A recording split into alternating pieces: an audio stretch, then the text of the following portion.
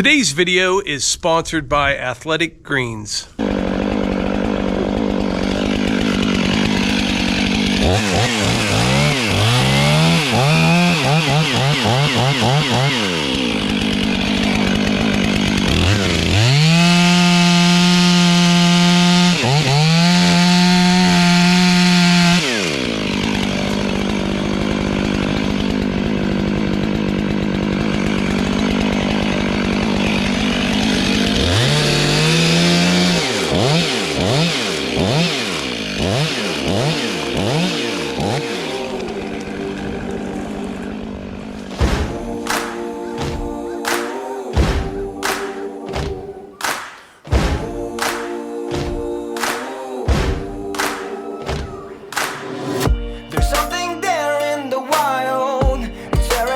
Of me, people fight for survival. I'm chasing tails, I'm surrounded, can't stop for a second to breathe. My thoughts are flowing like water. One day soon I will find, I know I am close, I know I will shine.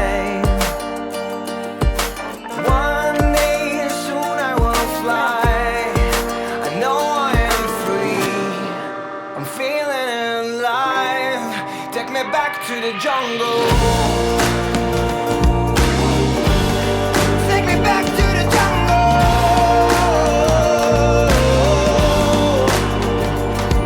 Hey.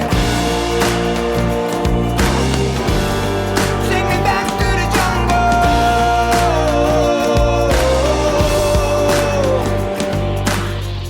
The city keeps me distracted, but I know where I should be.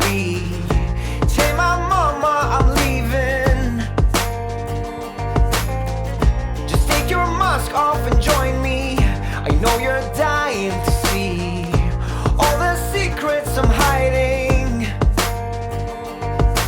One day soon I will find, I know I am close, I know I will shine. One day soon I will fly, I know I am free, I'm feeling alive. Take me back to the jungle. Take me back to the jungle.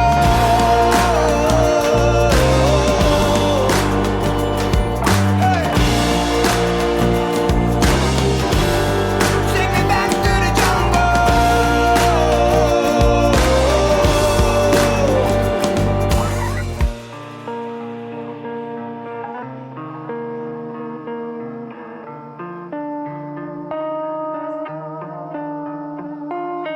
want to get rid of the stress that builds within me.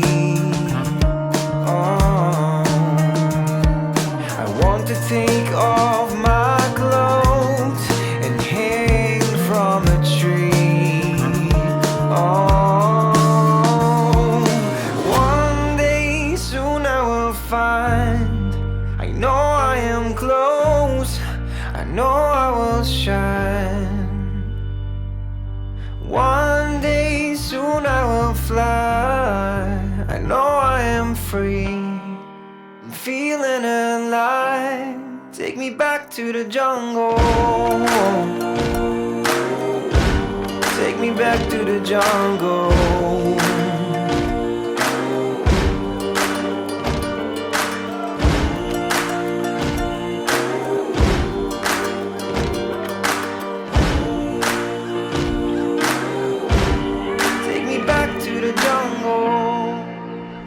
Earlier, I mentioned that today's video was sponsored by Athletic Greens, and I want to thank them for sponsoring today's video.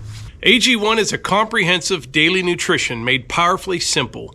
It's made of 75 high-quality, whole food-sourced ingredients, including vitamins, minerals, superfoods, probiotics, and adaptogens, carefully curated to nourish all the body's systems holistically. No matter what you're trying to accomplish, being consistent is the key, and AG1 is an essential part of your normal routine because it's a daily habit. And AG1 travel packs make it very easy to stick to your intentions no matter where you're at or what you're doing and when you need it the most.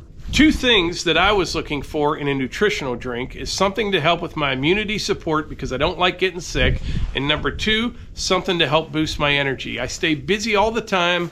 We're always active. We get up early and we just kind of get after things, and energy is very important to me. Since I started taking Athletic Greens, I don't get those 2 p.m. sleepies after a big lunch. I can kind of just keep going. AG1 is an effortless daily habit. 1 scoop or travel pack of AG1, 8 ounces of water every day. That's it. If you want more information, go to athleticgreens.com/outdoorswiththemorgans to get started on your order.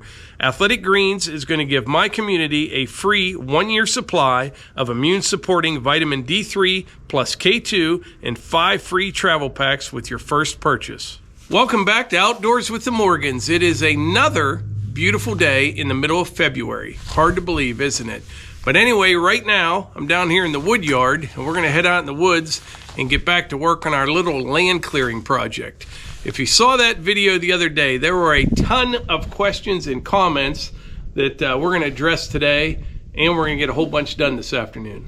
So we're going to take the tractor out in the woods. I have been leaving the excavator out there probably on Thursday. I think it's supposed to rain, so I'll bring it back over here to the yard before then.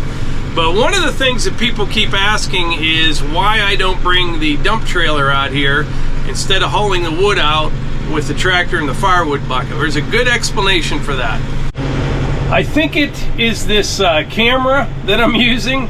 It's a GoPro and it's kind of wide angle, but these trails are not big enough or wide enough, and there's too many sharp turns for the dump trailer. Really for any trailer that I have for that matter. But yeah, I just can't get a dump trailer back here, not yet. At some point, we'll make a nice road, you know, where the trail is, but come across the top up here maybe, widen out some turns, take some trees out, and at that point, I'll be able to get a dump trailer back there. But for now, just a tractor, side by side, you know, 4-wheeler, that kind of stuff. But a lot of these bends are just too tight for that dump trailer.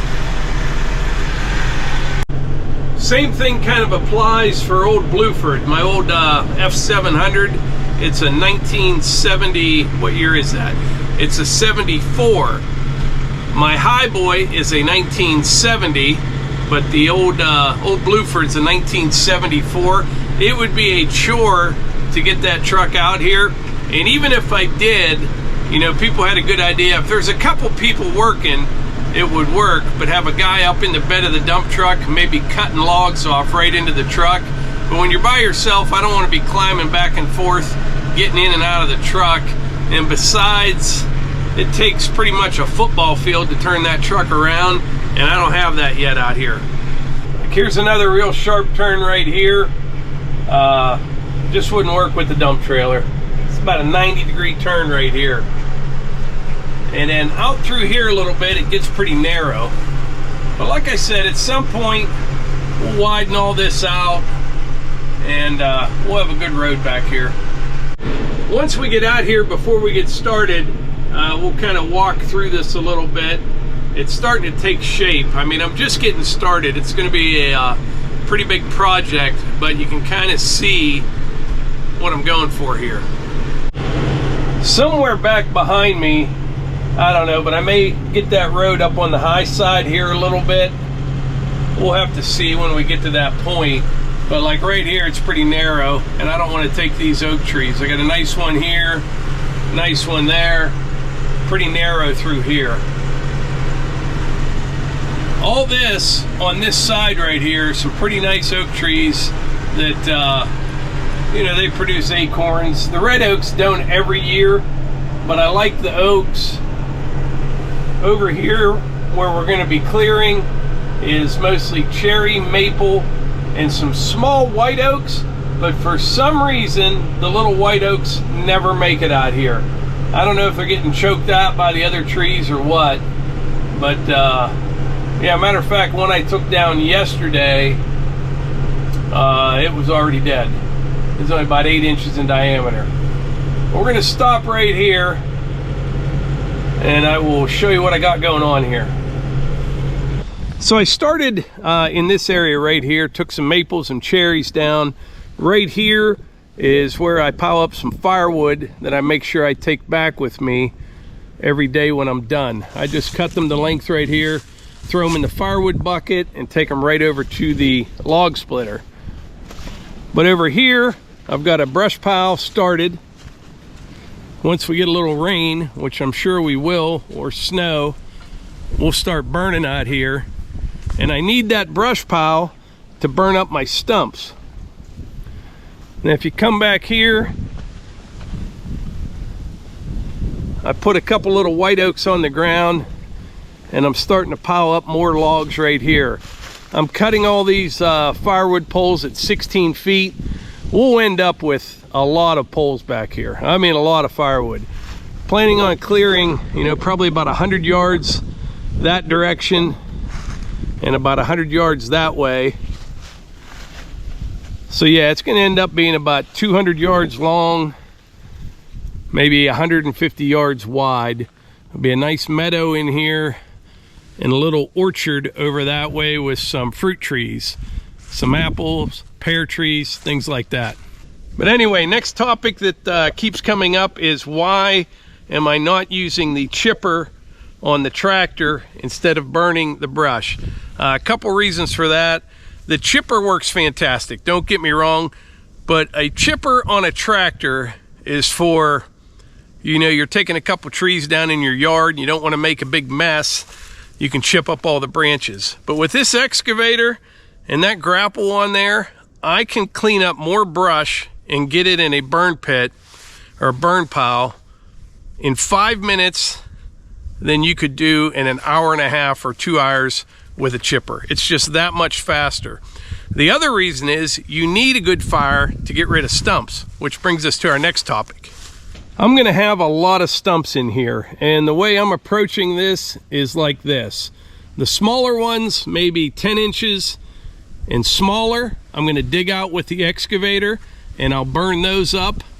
The big ones, like this one right here, I'll cut those off flush, and then I will bring a big stump grinder in. I'll probably get Adler & Sons Tree Service to bring their machine over, and they'll be able to do everything in less than a day for sure. Now, several people said that's a dumb thing to do because I have an excavator and I can dig out all these stumps, so why pay somebody with a stump grinder? Well, that kind of makes sense if you think about it. However, there's something that they're missing. And that is, what am I going to do with all the stumps once I dig them out of the ground? Now, I can burn some of them, but in order to burn stumps, you need a decent amount of brush to do so. And what I'm saying is you got to keep a nice hot fire going, and you don't want to try burning, at least I don't want to try burning, you know, like a red oak stump like this. I'll never get it burned up. It would take forever. So that's my biggest reason for grinding some of the stumps. I can burn up the small ones. The big ones, I really don't want to fool with. Now, when you grind the stumps, you're still going to have roots. You know, they have a big stump grinder. It will get down through the center of all the stumps, but there will still be some roots around that stump. That's where I will use the skid loader. I've got that big Vernig grapple with big long teeth on it, and we'll rip those roots out of the ground. Now, there will be some here and there that we miss, I'm sure, but that's going to be a pretty good system right there. Grind out the center of those big stumps, come right through here with the skid loader and the grapple, and I can take all those roots and debris over to the burn pile. So that's how we're going to handle that. Now, if I didn't care, you know, what this looked like out here, I probably would just dig all the stumps out with the excavator and you'd end up having a big pile somewhere, but I don't want that. Or, you know, I could push them over the edge of the hill right there, maybe push some dirt out over top of it, but I don't want to do that either. See, I like the way this looked before I started, so when I'm done, I certainly want it to look nicer than when I started. And that's not going to happen if I've got a bunch of brush piles and stumps laying all over the place. When this is all done, I want this to look like it's been here for, you know, 10 or 50 years or whatever. Nice meadow, nice little orchard out here in the middle of the woods. I think it's going to be fantastic. So what I'm trying to do things as neat and clean as possible and clean up as I go. You know, if I was in a big hurry or I wanted to get it done as soon as possible, or if I had to get it done, you know, I just want to clear all this land, I'd probably rent a big excavator. I'd have stumps piled up over there. I'd have a huge brush pile over there. But I'm trying to salvage, you know, as much firewood as I can get within reason. I'm not getting down to, you know, 2 and 3 inch stuff. I'll burn that up. And I'm trying to save some saw logs and just do a nice, neat, clean job. And sometimes that takes a little bit longer, and I'm good with that. But anyway, we'll talk more in a little bit. We're gonna get back to work here. That one red oak tree right there, that's gonna be kind of the start of everything. So I got 3 maples, 4 maples, a cherry right there. We're gonna clear them out right now, and we'll cut all that up for firewood today and get that split up later on. And then we'll dig those stumps out right there. And by that point, I'm starting to get an area, you know, kind of opened up in here. I probably should have started this video with this disclaimer, but you know, don't take advice from me when it comes to felling trees. I am by no means a professional at this. I've taken down a lot of trees, I've cut lots of firewood, got the sawmill, all that stuff, but there are guys out there that do this every single day that know way more than what I do, that's for sure. I'm just showing you what I do and what my train of thought is when I'm taking down trees. Like I said, not a professional. If you want to see a professional, you know, watch Buck and Billy Ray or Nuts 319. There's other channels out there I can't think of right now, but those guys are good.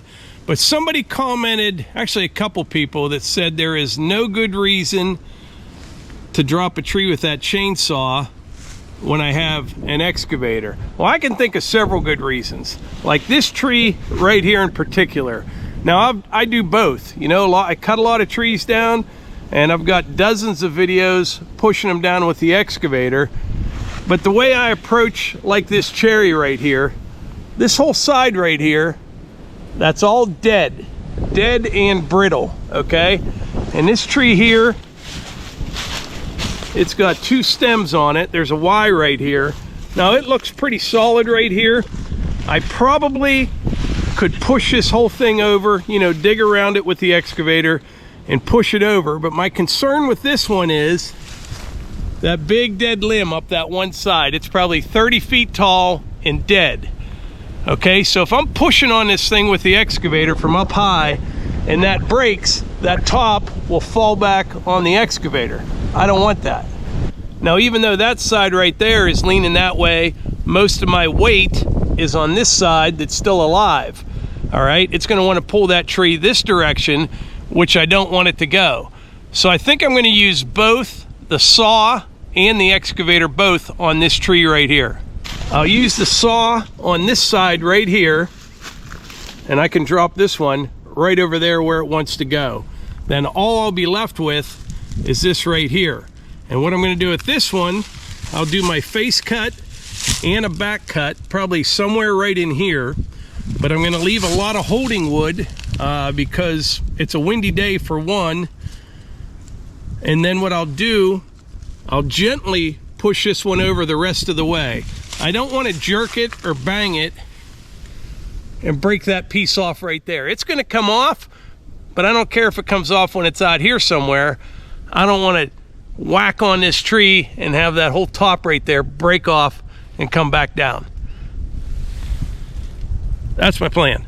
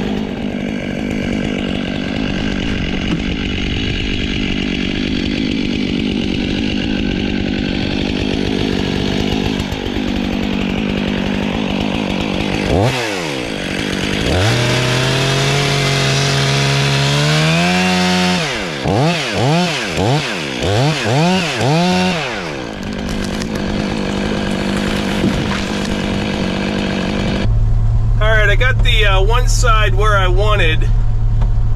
Now before I do my face cut in this one, I'm going to put just a little bit of pressure on it, because it's definitely leaning back towards the excavator. I think it's good and solid at the base, but I just get nervous sometimes. A lot of these cherries get that red rot in it. You'd hate to cut in there and have it start going the wrong way.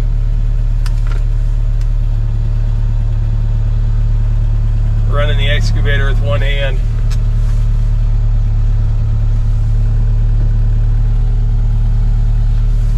Yeah, we'll just go and put a little, just touch it basically. But I was talking about that one dead side on there. You know, when you're just trying to push one of these trees over, sometimes it starts to go and then it rocks back. That's when those things break off and come back down on you. So I'm not pushing on it hard at all. Put a nice face cut in it, start my back cut, leave enough holding wood that I can just kind of ease it over. That's the plan. See if it works out.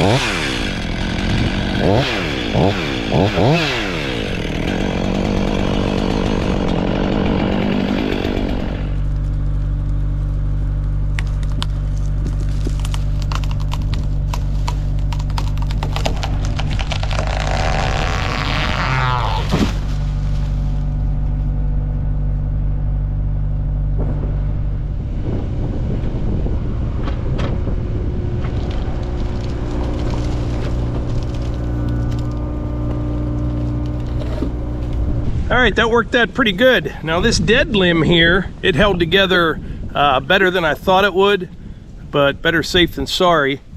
Now what I did, I just picked up this one right here. I'll top this. I'll cut that up for firewood, cut this up for firewood, haul the brush over to the burn pile, dig the stump, and kind of stay cleaned up as I go.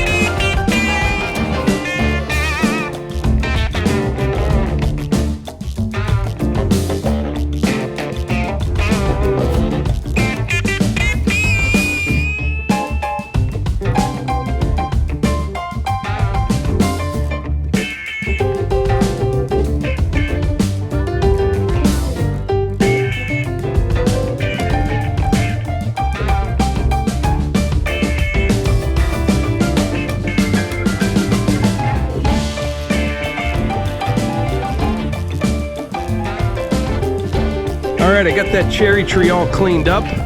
Most of it is in the firewood bucket right there. I'll take that over and split it just a bit.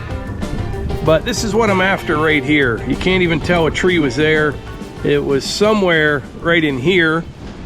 And I'm careful to make sure I don't end up with the shale on top of the topsoil. So I've got a nice layer of topsoil compacted pretty well. Once I get the skid loader back here, you know, and rake everything out of here, I'll get some good compaction, won't have any soft spots. But I had a few people say, you know, an easy way to get rid of stumps is once you get them out of the ground, dig the hole a little bit deeper, flip it upside down and put it back in. That would work. I mean, you would hide the stump, but I think you're always going to have a soft spot there. I wouldn't do that unless it was an area, you know, in an area that I was never going to use for anything. And even probably then, I still wouldn't do it. That was a pretty big stump right there, but no trouble at all. I don't know if it's the soil, you know, we got a little bit of topsoil with shale underneath of it, but that machine right there is able to pop these things right out. That's a decent size one there. Anyway, right now we're gonna head back over to the yard. We'll split this up real quick and we will talk a little bit more about why I'm doing what I'm doing. Yeah, we are on the steepest part of the trail right here. Almost back. But yeah, at some point I need to change all this around. I've been saying that, but just keeps getting put on the back burner. But I would definitely not want to be pulling that dump trailer down that hill right there.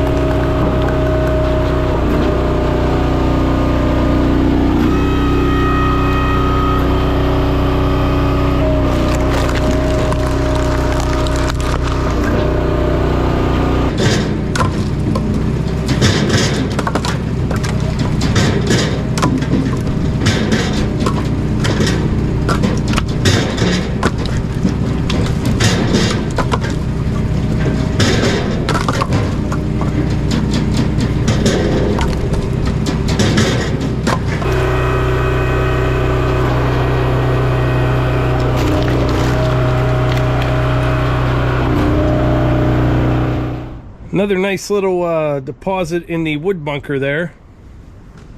We're gonna hop in the truck and get out of the wind. What a nice day. I'm telling you, between the wind and the sun, I cannot believe how things have dried up around here. It's amazing. Now it looks like that's gonna change on Thursday.